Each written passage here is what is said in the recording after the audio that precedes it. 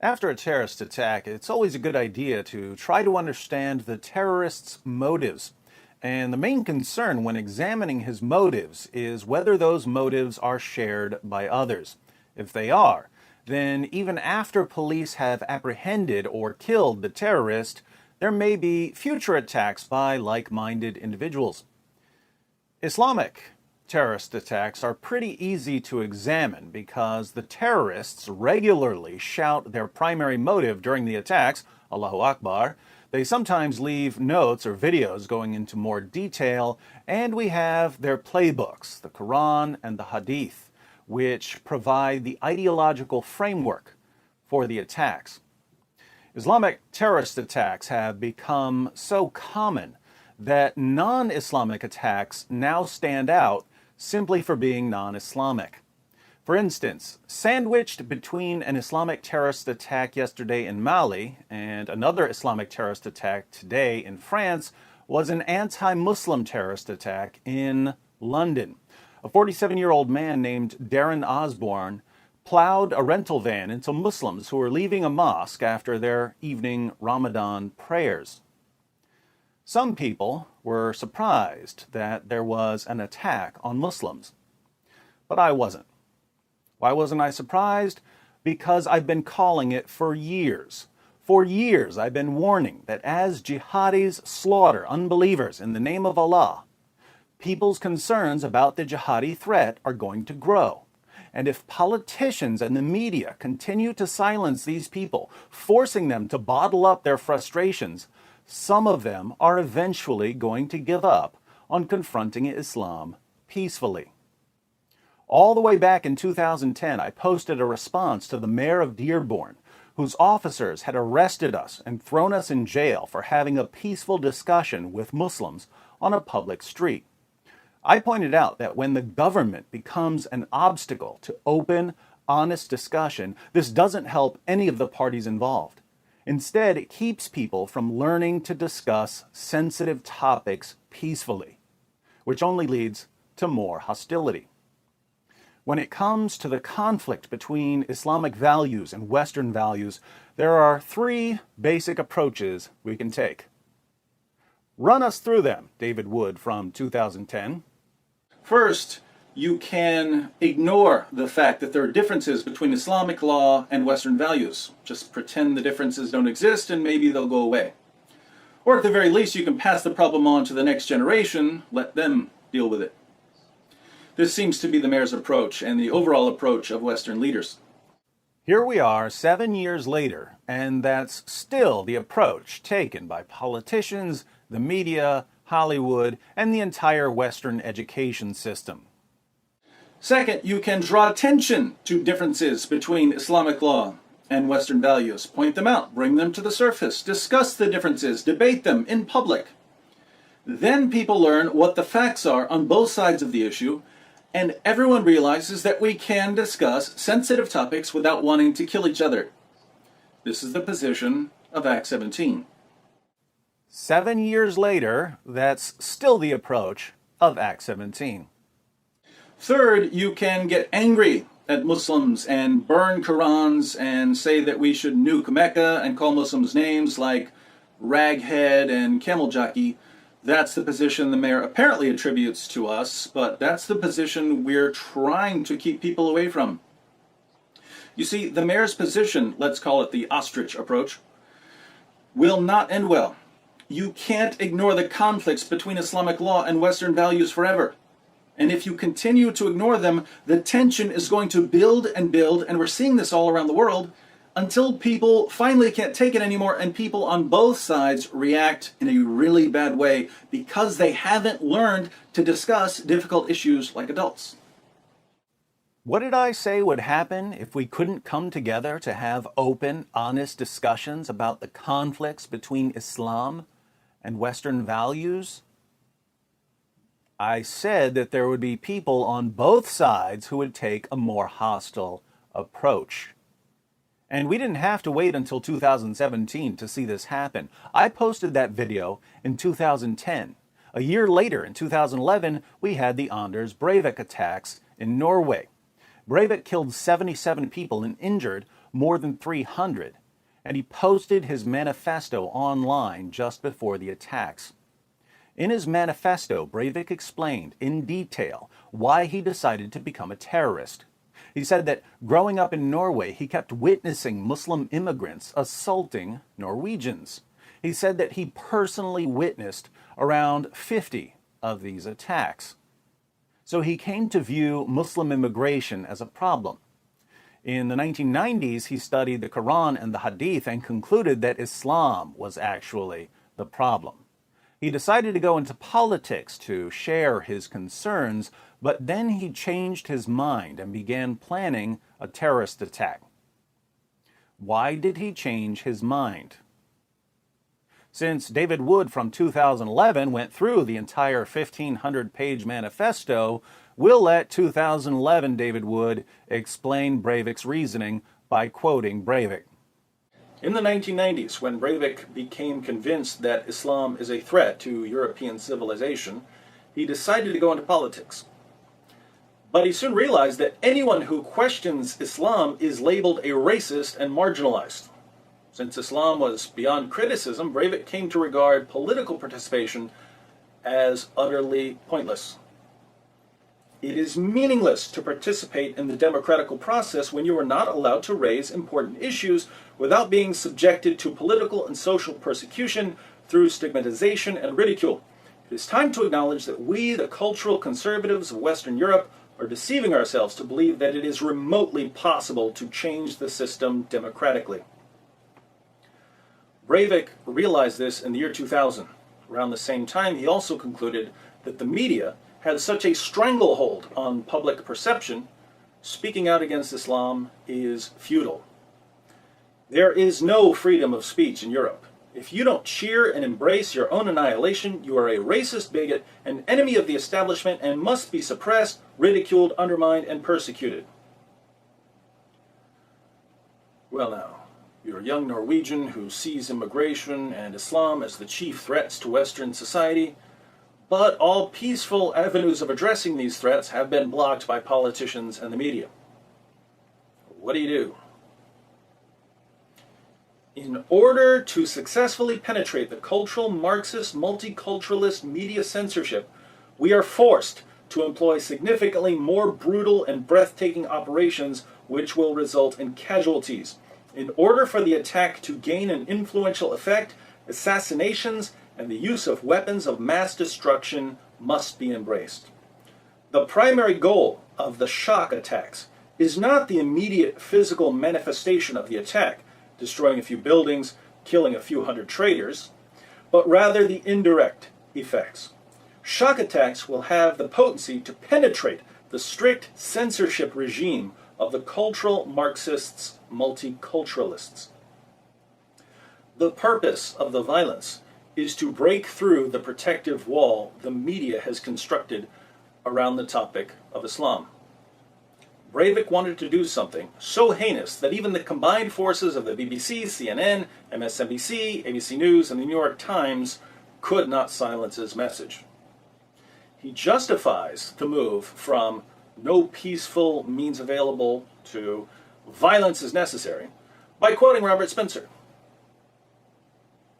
Oh, did I say Robert Spencer? I meant John F. Kennedy, who famously declared, "Those who make peaceful revolution impossible will make violent revolution inevitable." Interestingly, Breivik claims that Muslim terrorists are the ones who showed us how to break through the media's stronghold. Unfortunately, spectacular operations like these are the only way to be heard. Everything else we have tried has failed and yielded nothing. The Muslims showed us that deadly shock attacks are the only tool we have at the moment which will guarantee that our voice is heard. Breivik explained exactly why he chose the path of violence. He chose the path of violence because he concluded that peaceful solutions were impossible thanks to politicians and the media. Disturbingly, when the major news networks discussed Breivik's attacks, they claimed that Breivik had been inspired by Western bloggers like Robert Spencer and Pamela Geller. Now, reporters for these networks had gone through Breivik's manifesto, so they knew why he gave up on any sort of peaceful solution to the problem. They knew that politicians and the media had convinced him to turn to violence. And they knew that Breivik began planning his attacks in 1999 and 2000, long before any of us had heard of Robert Spencer or Pamela Geller. And yet, the media lied to their viewers and readers by claiming that Breivik was inspired to kill by Spencer and Geller. Now, Spencer and Geller are peaceful critics of jihad and Sharia. They condemn terrorist attacks. Why would the media claim that Spencer and Geller are responsible for Breivik's actions? They blamed Spencer and Geller because they wanted to use the attacks to further silence critics of jihad and Sharia. Let's think about this. Breivik said that he decided to kill because politicians and the media were blocking open, honest discussion about Islam. And the only way he could think of to break through their barriers of bias and misrepresentation was to go on a killing spree. Politicians and the media then used Breivik's attacks to block open, honest discussion about Islam. They kept doing exactly what convinced Breivik to go on a killing spree in the first place. These are the same journalists who, after every terrorist attack that followed, assured us that Breivik is a Christian terrorist, even though Breivik said that his religion is Odinism and called Jesus pathetic. Why did they assure us that Breivik was a Christian? Because they needed a Christian terrorist to help them block criticism of Islam. Look, you don't blame Christianity for Breivik, do you? So why do you blame Islam for Osama bin Laden? Breivik, of course, has been diagnosed with narcissistic personality disorder, so there is a mental health component to think about. But as far as his motivations are concerned, are these motivations that are shared by other people? Are there people who are concerned about Muslim immigration? Yes, lots of them. Are there people who are concerned about Islam? Yes, lots of them. Are there people who have abandoned all hope of finding a peaceful solution to the problem? Yes, but fortunately, there aren't many. Most people who are concerned about Islam are still convinced that they can get along with their Muslim neighbors and deal with Islam as an ideology. In other words, they draw a distinction between an ideology and the adherents of the ideology. If you're convinced that communism is a threat to the world, that doesn't mean that you have to start killing communists. It means that you start warning people about communism and trying to convince communists that they're on the wrong path. Likewise, if you're concerned that Islam is a threat to the world, that doesn't mean that you have to start killing Muslims. Instead, you study Islam and try to show people why it's dangerous and false. Based on some of the comments I get, I know that some of you are thinking to yourselves, that's not enough, David. You can't deal with Islam that way. It's too late for a peaceful solution. And to that I respond, how do you know? We are the first generation of non-Muslims who have open access to Islam's most trusted sources. Sahih al-Bukhari and Sahih Muslim were only translated in the 1990s. The other major hadith collections were translated even later. Historically, people didn't have this material for refuting Islam. We're also the first generation of non-Muslims who have open access to Muslims around the world. For nearly 14 centuries, Muslim leaders have been able to keep Muslims in a state of ignorance, never hearing criticisms of Islam and never hearing a case for alternatives to Islam. We're the generation that can talk to Muslims in Mecca on Facebook using our smartphones.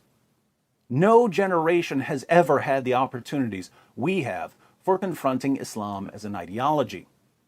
So when you tell me that the time for talk is over and that we need to fight, what are you basing this on? I've seen tons of Muslims leave Islam, and I'm not even warmed up yet. We just started refuting Islam, and we've been doing it with politicians and reporters and educators and Muslim leaders constantly telling Muslims, don't listen to those guys, they're all liars.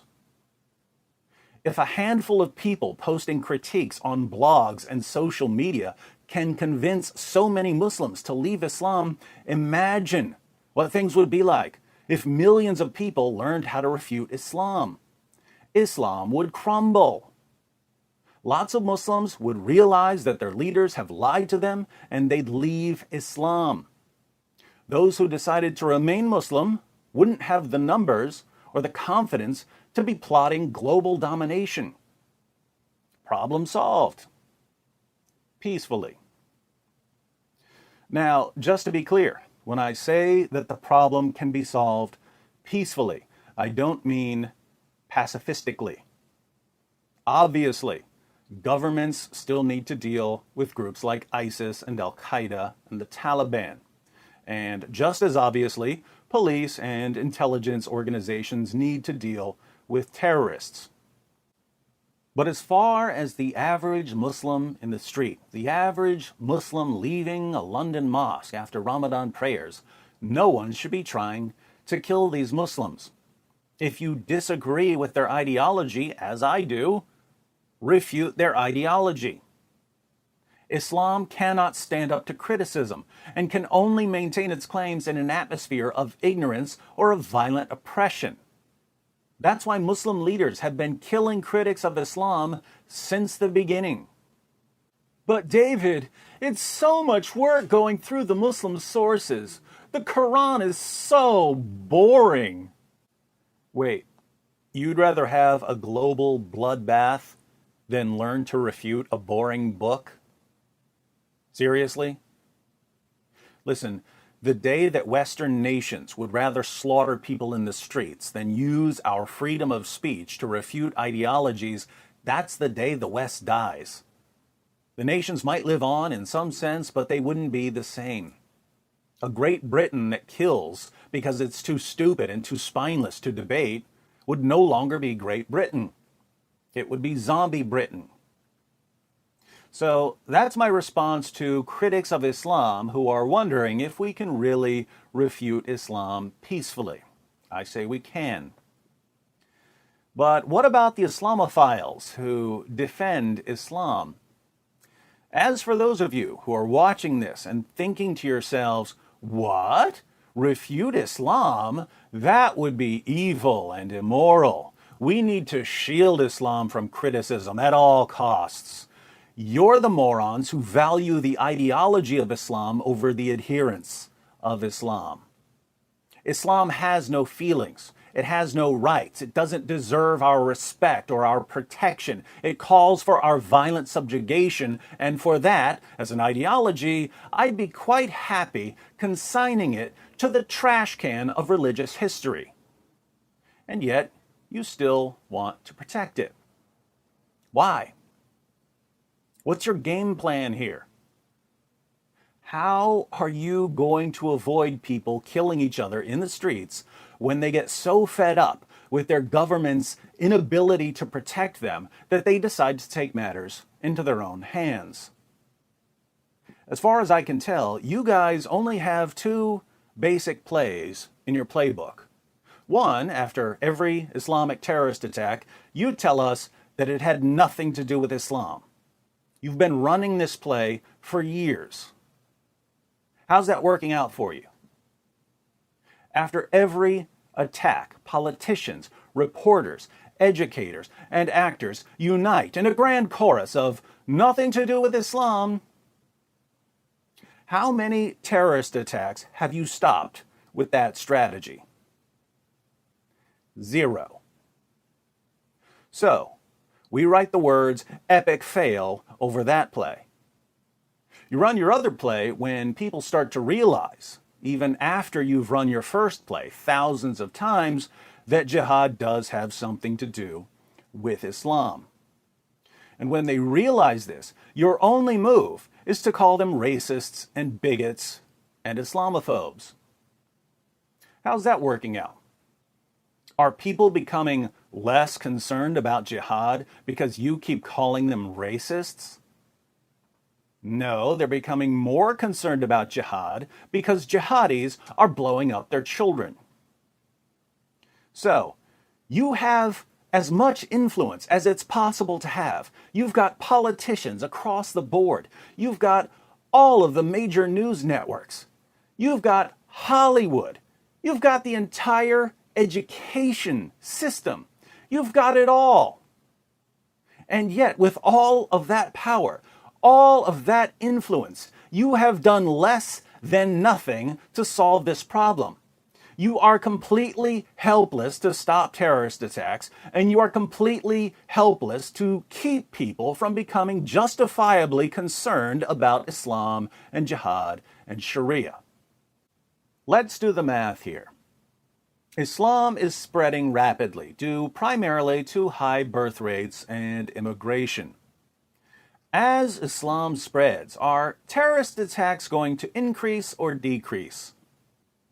If you answered decrease, please make an appointment with your doctor and ask for an industrial strength laxative because you are full of it. Terrorist attacks are going to increase. And as they increase, are people going to become more concerned about Islam or less concerned about Islam? More concerned about Islam. Notice, the temperature is rising on both sides. How does this end? It either ends in a global bloodbath, or we come up with a peaceful solution before the global bloodbath. I have put a perfectly peaceful solution to the problem on the table. Stop protecting Islam from criticism. Tell Muslims the truth. Their leaders have been lying to them all their lives. Have some basic respect for them as human beings. Sit down with them and tell them the truth. Show them that the Quran has not been perfectly preserved. Their leaders lied to them about that. Show them that the Quran contains no scientific miracles. Their leaders lied to them about that. Show them that Muhammad was not the greatest man who ever lived. Their leaders lied to them about that.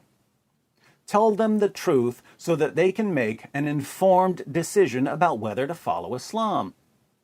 And once they have the opportunity to make an informed decision, so many of them will leave. And so many of them who remain will have a shaky faith that I doubt we'll be seeing many more terrorist attacks from either side. That's a peaceful solution. If you reject it and you have no plan B for dealing with terrorism, then all you can do is continue shouting, "Terrorism has nothing to do with Islam," and "anyone who quotes the Quran is a racist." And we already know where that's gotten us. So, if you Islamophiles continue with your ridiculous strategy, which we know only leads to more violence, and you avoid a straightforward, peaceful solution, then let me be the first to tell you, you're the ones who are killing Muslims. Politicians are killing Muslims. Reporters are killing Muslims. Teachers are killing Muslims. Actors are killing Muslims. You're killing Muslims by silencing critics of Islam and convincing them that there is no peaceful way of dealing with Islam. Some of these disheartened, desperate, frustrated, hopeless people will eventually choose the path of violence because you blocked all other paths.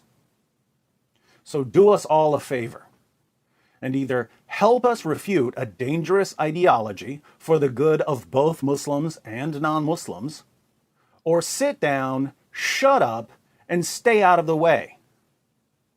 Because some of us are trying to save lives, not feelings.